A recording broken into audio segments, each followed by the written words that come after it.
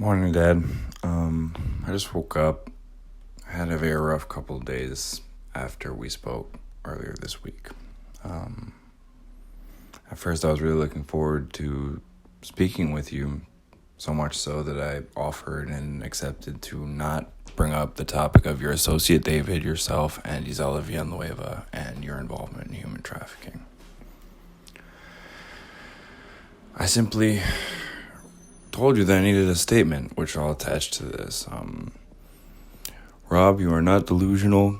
Some very bad people around us were doing some terrible things, and I'm not involved with them in any way at this time. I purposely wrote this to be totally vague, to be not denying anything of the past, Dad, and to just say, hey, I'm not fucking with this shit, and to be something that even if you completely lied, I could never use against you in court.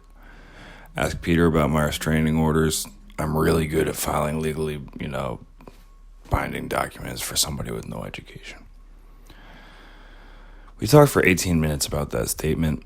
At first, you tried to say, why don't I write my own statement? So I reminded you that I need this word for word if I'm going to welcome you back in, because I'm determined to getting better and healthy, and that wasn't right, Dad. You know what you were doing.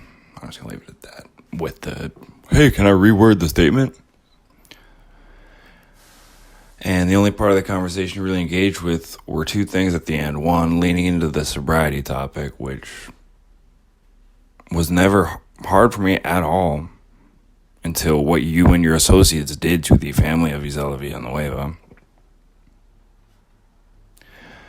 And then you leaned into, I can help you with your business, I can teach you stuff. Dad, I don't want a penny from you. I wish you and I had nothing to do with each other simply because of all of this. Not because of you.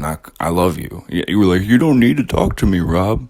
I would love to be able to talk to you, Dad. I love you, or who you were before all this happened. I'm going to cut this short, Dad, but for my own health and wellness, which I'm much more committed to than you are. You have an grave detriment to it. Dad, this is not personal at all, because I've tried to avoid having to tell you this for way too long, and I could have done myself a big favor. I'm setting boundaries in my life, Dad, and demanding a certain basic expectation of, just what serves me and makes me a better person, and what hurts me and is not good for me. And as you know, I filed a restraining order on you last year, Dad. I don't want to bring that up, and I don't really even want to go that route ever, but I need to ask you to please help me continue getting well from what happened related to human trafficking, you and your associate David and all those other fucking people. Dad, I need you to never contact me again. I need you to never reach out to me through a therapist again. I need you to never come back into my life. I know we're legally kind of stuck associating with each other indirectly until November. And I can't, I hate that because of when stuff like this comes up, Dad. I'm a healthy, sane, good guy. Sure, I've had problems. Sure, I've made bad decisions. But for me to improve that stuff, which, people talk way too much about that stuff and not nearly enough about this, Dad. I need to demand a certain level of health from the way I'm treated by the people in my life, Dad. This is the last time you'll hear from me, and all further contacts will be documented, including audio. And we'll be, if I have to do what I did last year and file for a restraining order, I really don't want to do that, Dad. I'm not even going to think about all the things I had to do last year this early, because I'm trying to forget this stuff. Dad, all communications will be used against you in court simply to keep myself, keep you out of my life because of all this.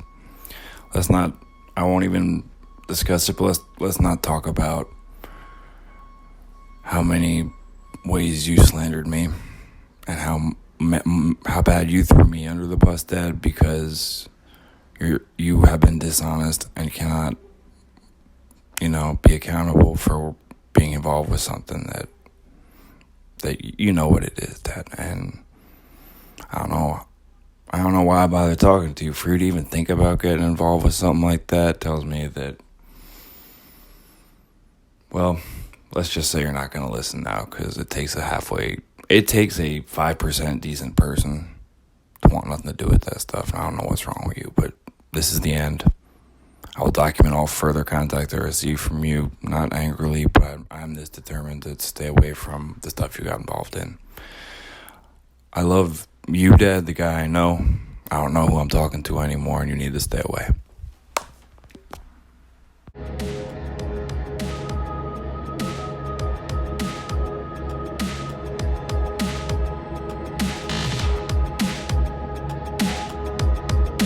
Everything was a good.